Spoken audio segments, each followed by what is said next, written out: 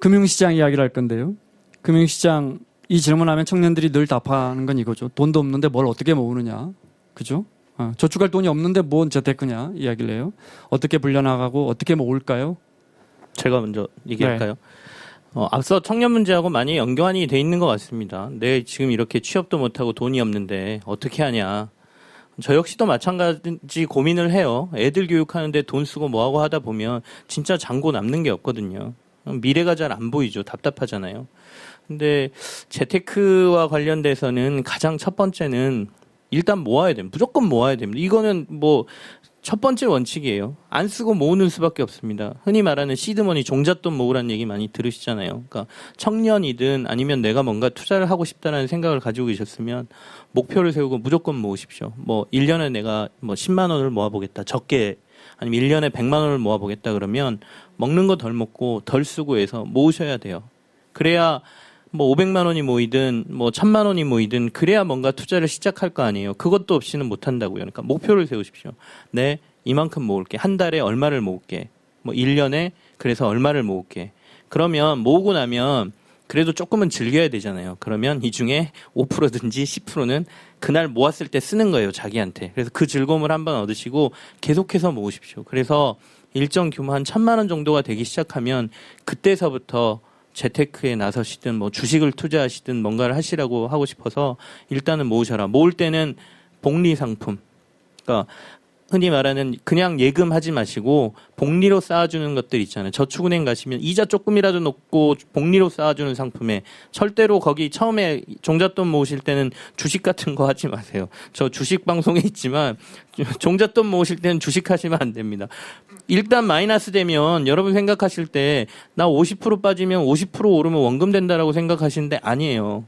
50% 빠지면 100% 올라요. 원금되거든요. 그러니까 회복이 정말 힘들어요. 그러니까 종잣돈 모으실 때는 절대로 안전한 상품, 복리 상품으로 일단 종잣돈 모으시라는 말씀 먼저 해드리고 싶어요.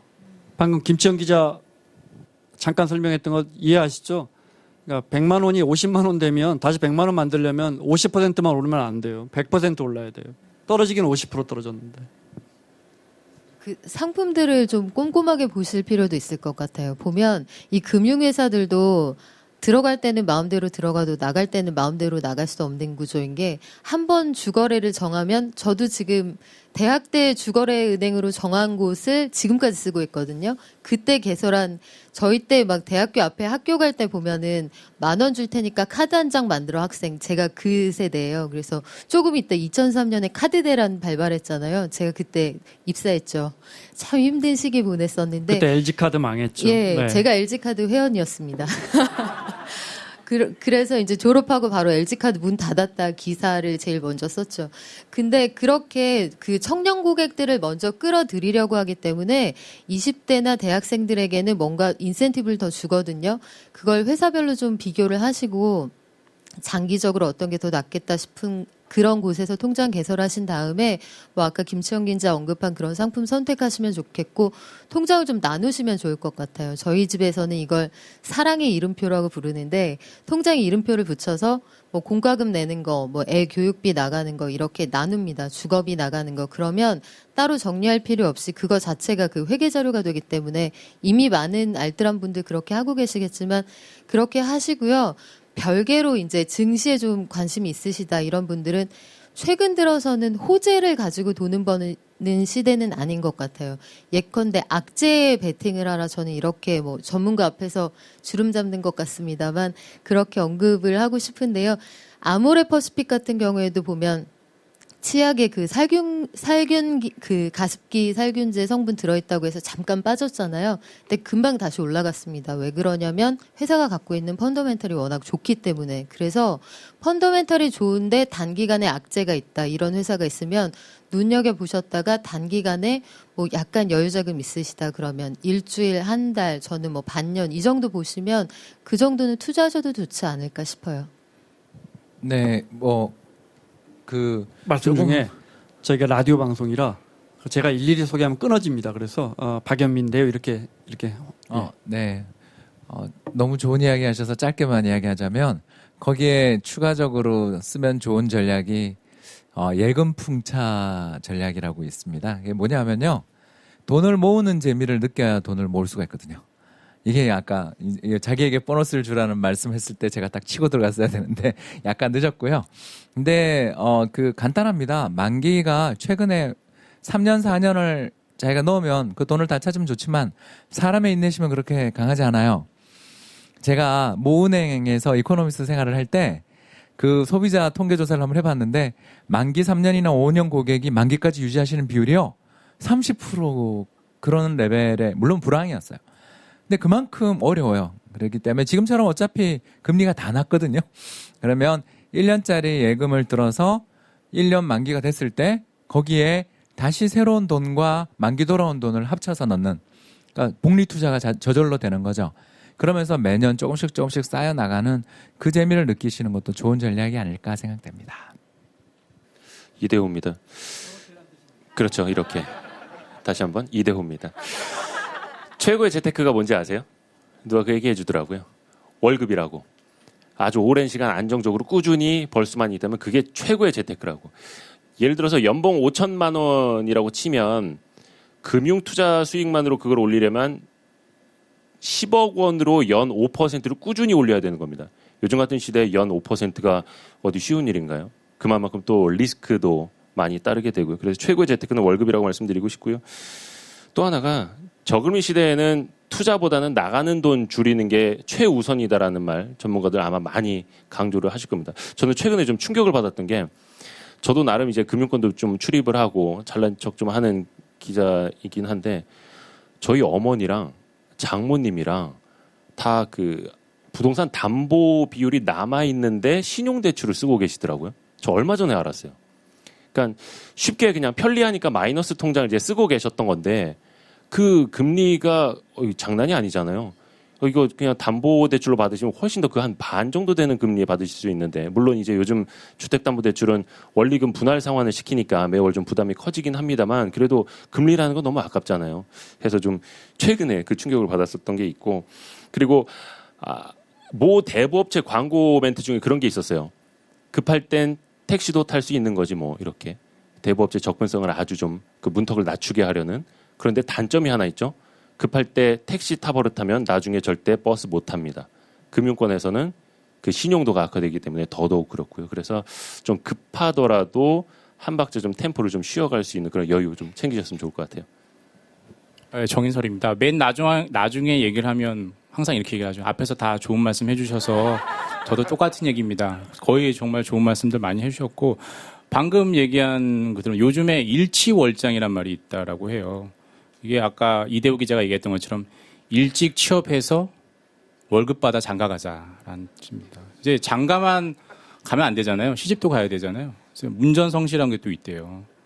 문을 열어 전력을 다해서 취업에 성공해서 시집 가자. 이제 그 장가 시집 가는 게 인생의 목적은 아니지만 뭐 그만큼 중요한 거니까요. 가장 중요한 게 취업입니다. 근데 취업이 잘 되지 않잖아요. 결국 일자리와 연동이 되는데 아르바이트라도 해야죠. 저도 아르바이트를 많이 했기 때문에 암흑기가 뭐 짧지 않았기 때문에 저도 1년 반 정도 백수로 있었는데 그때도 일은 했습니다. 일자리는 없었지만. 근데 그러면서 저축을 하는 거죠. 저축할 때 상품 비교 저는 할 필요 없다라고 생각해요. 한 달에 50만 원, 30만 원 모으는데 이게 5%면 어떻고 7%면 없고 3%는 없대요. 몇천 원 차이입니다. 우리 남자들이 제일 민감해하는 게 주유소 기름값. 리터당 1,320원, 경유 1,320원짜리가 있고 1,410원짜리가 있는데 결국에 1,310원짜리 찾으러 1km를 돕니다. 그때 기름이 나는지 모르고. 여자들도 마찬가지죠. 어디 뭐 스카프가 뭐 1,000원이 더 싸다고 하면 거길 꼭 찾아갑니다. 시간이 더 드는데도 불구하고. 고민 말고 돈을 모을 수 있게 본인 스스로 생각합니다. 상품 비교 필요 없습니다. 포트폴리오 투자 필요 없습니다. 무조건 한 통장에 넣으면 됩니다. 그리고 아니 정말 저는 그래서 그걸 그렇게 할 수 있는 자기 스스로 체계를 만들면 된다고 생각해요. 친구들과 내기를 하는 거죠. 한 1년 정도 수익률 비교하지 말고요. 나 1년 동안 500만 원 모았는데 너 얼마 모았니? 450만 원. 50만 원 지가 갖는 거죠. 이런 식의 돈을 모을 수 있는 구조를 만들어야 됩니다. 그 돈을 모을 때 종잣돈 모을 때 은행 예금 50, 30, 펀드 30, 주식 10. 정말 아무짝에 쓸모없는 얘기입니다. 제 무조건 한 급하게 통장에 놓으면 됩니다. 공감해요. 우리 같은 급여 생활자가 한 달에 저축할 수 있는 돈이 100만 원, 200만 원이에요. 근데 그걸 뭐 복리상품 찾아다니고 어디 무슨 CDMA 몇 % 넣고 저 아주 격하게 공감하고 앞서 전 김 원장입니다. 앞서 말씀하셨지만 저축하는 재미가 있어야 돼요. 이건 어디 가서 돈을 벌어오려는 생각만 해요. 저축하는 재미가 있어야 되는데 어떤 분이 그런 말씀 하시더라고요. 그분도 마찬가지 저희처럼 뭐 100만 원, 200만 원, 50만 원 저축하는 분이에요. 보통 사람들. 월별 통장 만들어요. 아니 한 통장에 하면 되지. 정인설 기자 설명처럼. 이렇게 하면 어떤 장점이 있느냐. 이렇게 보니까 3년 전부터 했는데 8월 통장만 260만 원이야. 다른 건 310만 원인데 그럼 8월 가면 휴가도 안 가고 싶다는 거예요. 이 8월 통장을 불려주고 싶어서. 얘도 빨리 350만 원으로 올려주고 싶어서. 그렇게 해서 400만 원, 500만 원 하면 12개 통장이면 6천만 원이 되잖아요. 그죠? 자꾸 나가서 돈을 불리려고 하는데 제가 드리고 싶은 말씀은 잘 알아야 돼요. 잘 알지 못하면 뺏겨요. 저한테 온 전화예요. 제 거래하는 은행에서 제가 예금 금리를 좀 물어봤더니 3% 보장하는 게 있대요. 예금이. 그 어떻게 가능해요? 지금 예금 이자가 뭐 1.6% 정도 되는데 자세히 들어보니까 연금보험이에요. 근데 이제 방카슈랑스로 거기서 판매하는 거예요. 적당히 설명해서. 거기서 3%라는 건 내가 납입한 납입금에서 사업비를 뺀 돈의 보장 수익률이에요. 제가 잘 아는, 근데 많은 분들이, 특히 어르신 분들이 은행에서 가입해놓고 이게 보험인지 저축인지조차 모르는 경우조차 있다고요. 그러니까 앞서 말한 것처럼. 워런 버핏이 그랬거든요. 제일 좋은 금융상품이 뭐예요? 할아버지라고 물어보니까 당신이 가장 잘 이해한 상품이 제일 좋은 금융상품이다. 다시 이야기를 바꿔서요. 근데 자기가 잘 모르는 걸로 가요. ETF 같이 굉장히 좋은 투자 시스템이 있는데도 굉장히 어려운 걸로 들어가요. 수익률이 높다. 뭐 이렇게 해서. 그 링에 가요. 링에 가서 싸우는 거예요. 근데 그 링에 누가 올라오는지 아세요? 이런 사람들 올라오는 거 아니에요. 우리들끼리. 거기 골드만삭스도 올라오고 스탠다드 앤 차타드도 올라와요. 이런 분들도 올라와요. 이길 수 있어요? 그러니까 우리가 아는 싸움을 해야 되는데 그 싸움의 처음은 내 돈을 지키는 거고요. 그 돈을 어떻게 지키느냐. 저축하는 즐거움을 내 스스로 계속 갖도록. 저 총각 때 총각 자취를 한 8, 9년 했는데 정말 즐거웠던 건 운 좋게 좋은 직장에 왔지만 정말 즐거웠던 저축의 재미는 돈을 불려가는 게 아니고 전세돈을 마련해야 되는데 그러려면 전세값이 계속 올라가잖아요. 그래서 전세 마이너스 6천, 마이너스 8천, 마이너스 1억 됐는데 계속 제가 그걸 저축해서 갚아 나가는 거예요. 그래서 전세 7천 가구, 전세 9천 가구, 여기 기성세대 어르신분들, 저보다 나이 많으신 분들도 있는데 그 즐거움이 얼마나 즐거운지 아시죠? 그 정말 즐거워요, 정말. 빚을 갚아가는 즐거움. 그렇게 내가 돈을 모아가는 즐거움을 만드시라 이런 조언도 해드리고 싶습니다. 저 좀 생각이 다릅니다. 정인설 기자하고 지금 김 원장, 저 김치영입니다. 아까 예금, 저는 적을수록, 복리이자 찾아가셔야 되고 상품 비교하셔야 된다라고 생각해요. 왜냐면, 앞서도 말씀드렸지만, 좀 저금리 시대잖아요. 예전에는 상관없었어요. 이자 10% 이상 주고 할 때는 어디를 찾아가든지 큰 이자 줬으니까. 근데 처음부터 그런 습관을 들이시는 게 중요하다고 생각합니다. 두 분이 강조하신 거는 저는 의지가 중요하다는 거죠. 나는 모으겠다는 의지가 중요한 건데, 단순히 의지만 가지고 출발하는 것보다는 전략적으로 처음부터 출발하는 게 전 좋다고 생각하거든요. 그래서 복리는 굉장히 무서운 겁니다. 자기한테 이자가 붙은 걸 다시 원금으로 넣어서 그게 장기간 가면 같이 시작한 사람들하고 엄청난 차이를 나게 해줄 거예요. 그러니까 꼭 복리 상품을 가세요. 그리고 이왕이면 1%, 0.1%라도 더 주는 곳에 가십시오. 100원 더 벌면 뭐가 중요하냐고요? 그게 나중에 몇만 원, 그다음 몇십만 원이 될 수도 있거든요. 그래서 저는 복리 상품으로 꼭 찾아서 전략적으로 투자하시라고 말씀드리고 싶어요. 고령화 시대 청년들의 출근은 성공회감 경제 콘서트 함께 하시고 계십니다. 저희가 일자리와 금융 부분에서 우리 청년들이 나아가야 할 방향, 돌파구, 확인해 봤습니다. 그럼 여기서